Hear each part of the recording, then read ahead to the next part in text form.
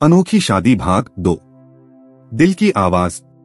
प्रिया को तो यही समझ में नहीं आ रहा था कि रोशन ऐसा कैसे बोल सकता है। रोशन अच्छे से जानता है कि प्रिया मॉडल बनना चाहती है, लेकिन प्रिया का मन की बात की परवाह न करते हुए आगे कहा, इसके बाद में चाहो तो नौकरी छोड़ देना, तब तक मैं अपनी एजेंसी सेटअप कर लूंगा तो तुम मेरे पास आराम से काम कर पाओगी।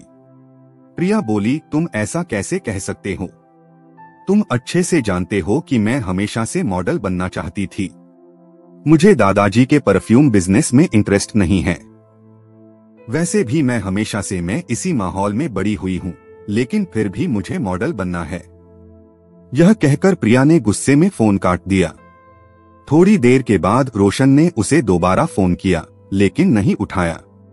दरअसल प्रिया रोशन को इतना प्यार करती थी कि वह उससे ज्यादा देर के लिए नाराज रह ही नहीं पाती थी। इस सब का कारण शायद उसका अतीत ही था कि उसे किसी भी रिश्ते को तोड़न में बहुत डर लगता था। दरअसल प्रिया के पापा ने उसकी माँ से बहुत प्यार तो किया, पर उन्हें कभी भी अपना नाम नहीं दे पाए, और आखिर में एक दिन जब प्रिया की माँ नहीं रही, तब उन्हें इस बात का एहसास हुआ कि उन्होंने क्या खो दिया। इस सब का प्रिया के दिमाग पर बहुत गहरा असर पड़ा था। प्रिया को जैसे रिश्ते टूटते हुए बर्दाश्त ही नहीं थे, और इसी डर के चलते प्रिया ने न कभी किसी से भी कोई शिकायत की और न ही अपना हक मांगा। और जब उसकी जिंदगी में रोशन आए तो प्रिया उसी की होकर रह गई।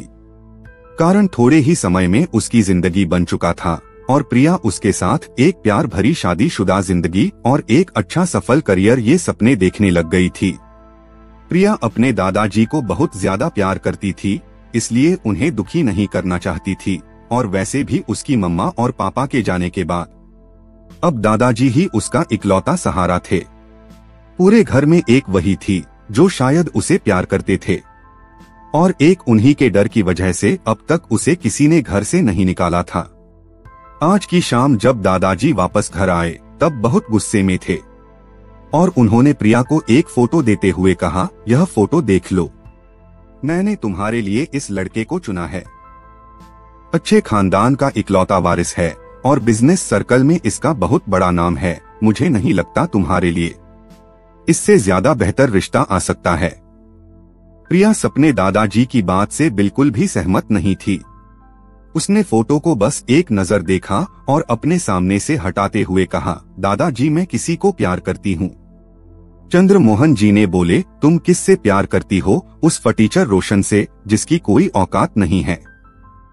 तुम मुझे यह बताओ कि कल को उसके साथ शादी करके तुम्हें क्या मिलने वाला है? और मेरी बच्ची तुम यह समझने की कोशिश करो, उसे सिर्फ और सिर्फ तुम्हारे पैसे में इंटरेस्ट है। वो भरोसे का बिल्कुल भी लायक नहीं है। उसे कोई फर्क नहीं पड़ता कि तुम क्या सोचती हो। मेरे बच्चे समझने की कोशिश करो। मैं तुम्हारा दिल टूटते हुए नहीं देखना चाहता, इसलिए तो मैं बार बार समझा रहा हूँ। अगर आज तुम यह घर छोड़ देती हो और मैं तुम्हें अपनी जायदाद से बेदखल कर देता हूँ तो रोशन तुम्हें इसी वक्त छोड़ देगा। प्रिया बोली, नहीं दादाजी ऐसा कुछ नहीं होगा, मुझे सच में बहुत प्यार करता है। प्रिया अपने दादाजी की बात समझने को तैयार नहीं थी।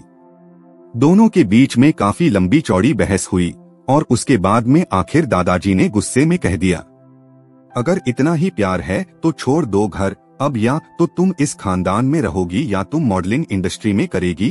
फैसला तुम्हारे हाथ में है, पर यह सोच लेना कि अगर एक बार तुमने मॉडलिंग इंडस्ट्री में कदम रखा तो दोबारा अपने नाम के आगे अपने परिवार को नहीं लाओगे।